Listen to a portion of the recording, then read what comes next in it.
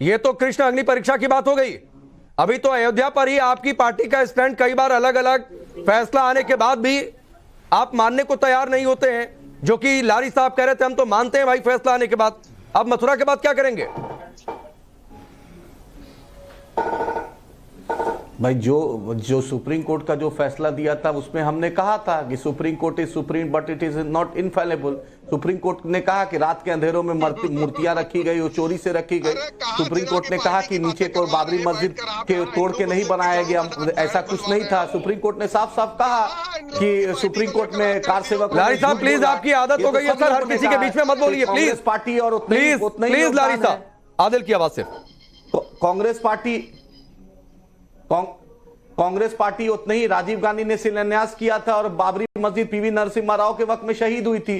कांग्रेस और बीजेपी दोनों है। कमलनाथ ने भी कहा था ये दोनों इस बाबरी मस्जिद को शहीद करने में भागीदार हैं। कांग्रेस भी पीछे नहीं है। ना बाबरी मस्जिद शहीद होती ना आज ये मामला होता। ये कांग्रेस की देन है। कांग्रेस ने इसको शुरुआत कराई, बीजेपी ने इसको समापन कराया। एक सच्चाई है। और सुब्रमण्यम स्वामी क्या बोल रहे हैं ये भी देख लीजिए। जितने बीजेपी के लोग हैं अभी तक पार्टी में नेशनल एग्जीक्यूटिव में रखे हैं, वो तो मोदी जी को प्राण प्रतिष्ठा में जाने पर सवाल उठा रहे हैं। सुब्रमण्यम स्वामी लगातार ट्वीट कर रहे हैं, why mister Modi master of ceremony in installation of Ramlalla मूर्ति in Ayodhya temple, he is not पुजारी nor does he believe in tenet of मर्यादा पुरुषोत्तम in treating of young women, nor he has been fair to legally married wife. As a PM he can only be audience.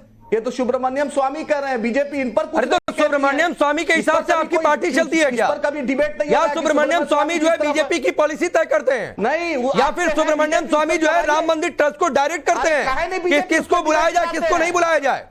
बुलाया गया है ना सभी नेताओं को। देखिए 22 तारीख को आदिल कौन कौन जाता है कौन कौन नहीं जाता है वो भी ये देश देखेगा। ठीक 1 महीना बचा हुआ है। आज 22 दिसंबर है, 22 जनवरी बहुत दूर नहीं है। 500 सालों का इंतजार था वो भी समाप्त हुआ। 1 महीने का भी इंतजार समाप्त होगा। चलिए आ रहा हूं सौरभ, क्या सियासत का केंद्र बिंदु जाना आना नहीं जाना ये सब कुछ इसलिए क्योंकि 24 का चुनाव है? देखिए बात 24 के चुनाव की नहीं है। ये सीधा सीधा जो है 140 करोड़ में जो 120 करोड़ सनातनी है उनके धर्म से जुड़ा हुआ मामला है। जिस प्रकार से भगवान राम धर्म के रास्ते पर जब चल रहे थे तो तमाम प्रकार से पाखंडी कालनेमी जैसे लोगों ने उनको रोकने का प्रयास किया, लेकिन सफलता नहीं मिली। भगवान श्री राम धर्म के रास्ते को जो है वो पाकर के रहे। उसी प्रकार से जिस प्रकार से समाजवादी पार्टी लाखों जो है कार सेवकों पर गोली चलाई, इन्होंने कितने भाजपा के कार्यकर्ताओं को जेल में बंद किया, राम मंदिर का विरोध किया। अभी ये जो ऐसी की पार्टी के कह रहे हैं वैसी के भाई क्या बयान दे रहे थे कि माता कौशल्या के बारे में उन्होंने उलूल जुलूल बयान दिया, कह रहे थे भगवान राम पाकिस्तान में पैदा हुए।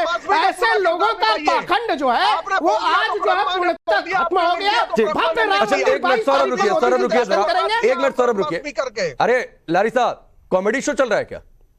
कॉमेडी शो में बैठे हैं आप? नहीं आप कॉमेडी शो में बैठे हुए हैं? नहीं आप कॉमेडी शो में बैठे हुए हैं?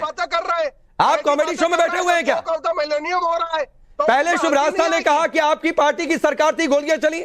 वही बात सौरभ ने कहा। तो आप इस पर तार्किक जवाब देने की बजाय आप इस पर हंस रहे हैं। किसको चिढ़ाने की कोशिश कर रहे हैं आप? नहीं किसको चिढ़ाने की कोशिश कर रहे हैं? चला मणि किसको चिढ़ाने की कोशिश कर रहे हैं? हमको सम्मानित भी किया है, नहीं खूब सम्मान दिया आपकी पार्टी की सरकार।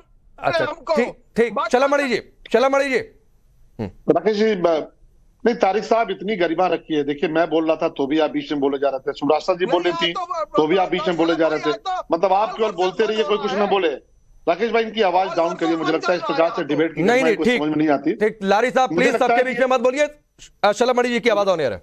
मुझे लगता है कि किसी का मजाक नहीं उड़ा रहे थे, बल्कि ऐसे लोग जो इस प्रकार की नकारात्मकता की भावना लेकर आते हैं, आज देश और इस देश की माननीय अदालत ऐसे लोगों का मजाक उड़ा रही है जो बार बार इस तरह की बातें करते थे कि रामलला हम आएंगे, मंदिर वहीं बनाएंगे, तारीख नहीं बताएंगे। सवाल ही उठाते थे ना, गोली चलवाने वाले ये, बाबरी का मुकदमा लड़ने वाले ये, आतंकवादियों के मुकदमे वापस लेने वाले ये, और सवाल उठाते थे रामलला हम आएंगे, मंदिर वहीं बनाएंगे, तारीख नहीं बताएंगे। तो नोट कर लीजिए, रामलला हम आएंगे, मंदिर वहीं बनाएंगे और 22 जनवरी की तारीख भी बताएंगे। तारीख भी बता दी। और आप देखते रहिए जिस प्रकार से इतिहास के कालखंड में बहुत कुछ लिखा हुआ है, इतिहास में इतना कुछ लिखा उसको आप मानने को तैयार नहीं कि भगवान कृष्ण का मंदिर कैसे तोड़ा गया, कैसे जमींदोज किया गया, कैसे वहां लूटपाट की गई, बाबा विश्वनाथ के मंदिर में क्या क्या हुआ। तो इतिहास में कहीं कुछ छुपा नहीं है लारी साहब। आप यहाँ पे बोल के अपने समाज को गुमराह कर सकते हैं। और मैं AMIM के साथी को सुन रहा था, आप सोचिए बाबा साहब भीमराव अम्बेडकर के संविधान को नहीं मानते हैं, ये कोर्ट के फैसले को नहीं मानते। कितना झूठ फैला रहे हैं। सुप्रीम कोर्ट का फैसला आ चुका है, ऑनरेबल कोर्ट ने कहा है एएसआई का जो सर्वे है उसको माना है, प्रामाणिक माना है, वहां माना है कि मंदिर था वहां पे। उसके बावजूद किस प्रकार से देश में नफरत पैदा करने के लिए आज इस प्रकार की भाषा बोल रहे हैं। तब जबकि प्रधानमंत्री जी ने कहा था, मोदी जी ने कहा था कि ये राष्ट्र मंदिर है। अब जो हुआ सो हुआ, अब इसको राष्ट्र मंदिर मानते हुए, क्योंकि ऑनरेबल कोर्ट ने फैसला लिया है और हम संविधान को मानने वाले लोग हैं, हमें संदेश देना चाहिए कि हमारा सुप्रीम कोर्ट ने अगर निर्णय किया है तो हम उसका सम्मान करेंगे। लेकिन नफरत का आलम देखिए कि अपने समाज को कितना भड़का सकते हैं, झूठा मूठा करके अपने समाज। ठीक है शलभ जी, आदिल प्लीज 30 सेकंड। शुभ रास्ता, ये जो हंसना था लारी साहब का, क्या ये नमक छिड़कने जैसा नहीं था? राकेश जी, इनके तो सिर्फ लारी जी का ही नहीं, इनकी जो पूरी पॉलिटिकल जमात है, मैं उसके बारे में कहूंगी कि इनका एक एक आचरण, इनके मुंह से निकलने वाले एक एक शब्द, सब कुछ जले पे नमक छिड़कने जैसा ही होते हैं। लेकिन मैं इन लोगों से इस लेवल पे बात करके कोई फायदा नहीं है। इनसे आप सिर्फ लीगल टर्म्स में बात कर सकते हैं, या आप इनसे केवल इस टर्म में बात कर सकते हैं कि अगर हम डेमोक्रेसी में हैं तो डेमोक्रेसी में रहते हुए जो मेजॉरिटी का ओपिनियन होगा, आपको बुरा लगे अच्छा लगे, आप इंटेलेक्चुअली मेजॉरिटेरियनिज्म का इसको नाम दे लें, आपको स्वीकार करना होगा। अगर आप डेमोक्रेसी नहीं चाहते, आप शरीयत कानून चाहते हैं, सुप्रीम तो कोर्ट फिर लारी आप साहब उस प्लीज, जगह लारी साहब प्लीज बनाइए जहां सर, इसका आपको बहुत शुरुआत में बहुत समय मैं दे चुका हूं।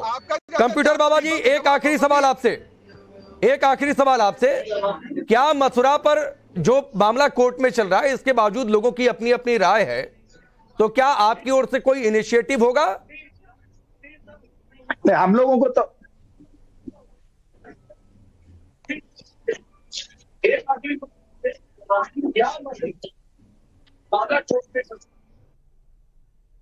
आवाज आ रही है कंप्यूटर बाबा जी? हाँ, आवाज आई। मैं कह रहा हूं कि हमारा ये है जी, बोलिए बोलिए बने, आप बोलिए क्या पूछ रहे हैं? नहीं, मैं पूछ रहा था कि जो मथुरा को लेकर अयोध्या काशी के बाद मथुरा की बातचीत हुई है, तो क्या आप चूंकि आप पॉलिटिकल भी कई बार एक्टिव हो जाते हैं, तो इस तरीके की कोई मुहिम आपकी ओर से शुरू होगी कि एक सहमति बन जाए?